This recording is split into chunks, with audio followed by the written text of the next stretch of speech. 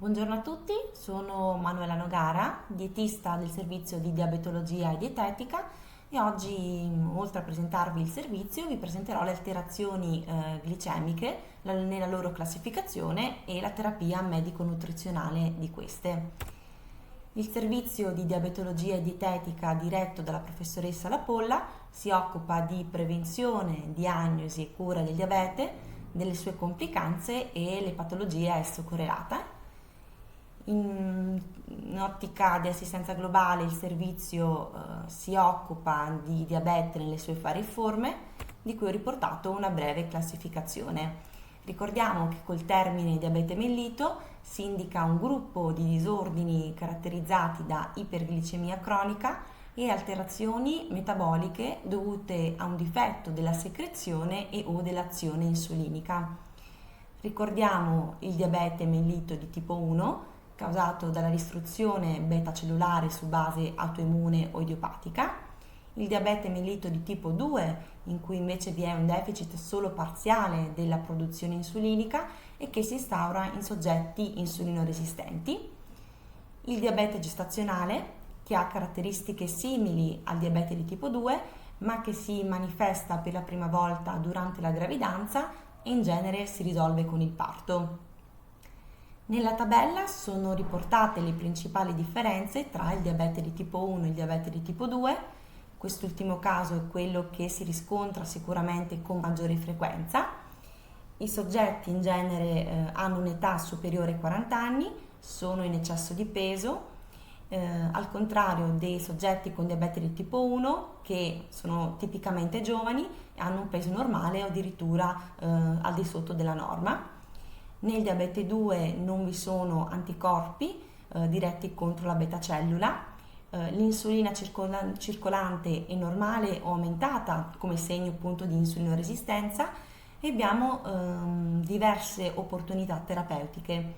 Al contrario, nel diabete tipo 1 vi è la presenza di anticorpi diretti contro le cellule beta del pancreas, l'insulina è ridotta o assente, per cui necessitano di terapia sostitutiva a vita.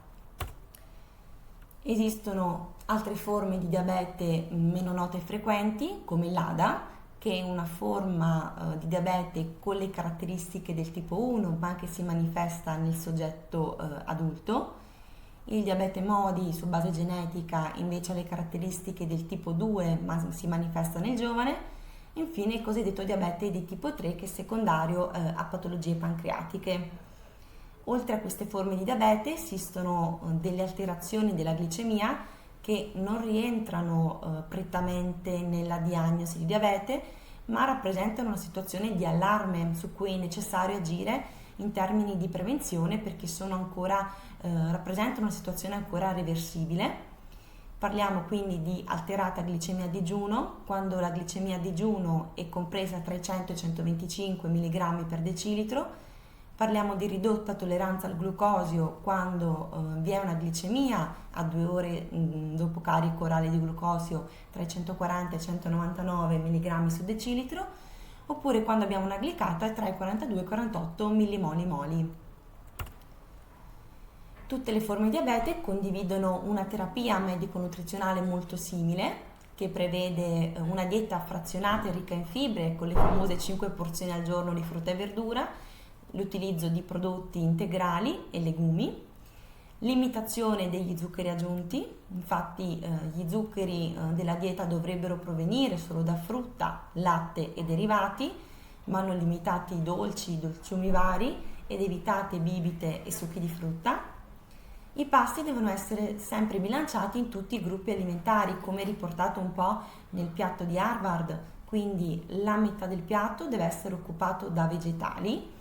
La frutta può essere consumata anche come spuntino, quindi non necessariamente all'interno del pasto.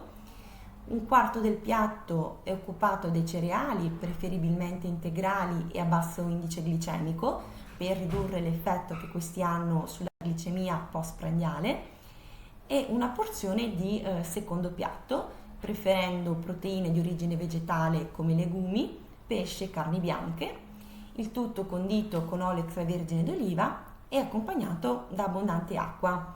Questo si traduce essenzialmente in una dieta di tipo mediterraneo che è rappresentata graficamente dalla piramide che vediamo a destra. Quindi alla base vi è uno stile di vita attivo, la preferenza di prodotti di origine vegetale, quindi frutta, verdura, cereali integrali, ma anche frutta secca, noci, mandorle, nocciole. Tra i secondi piatti, inoltre, preferire legumi, pesce e carne bianca, riducendo i prodotti processati e le carni rosse ricche di grassi. Sulla punta della piramide troviamo poi quei prodotti da limitare alle occasioni, come per esempio i dolci. Grazie a tutti per l'attenzione.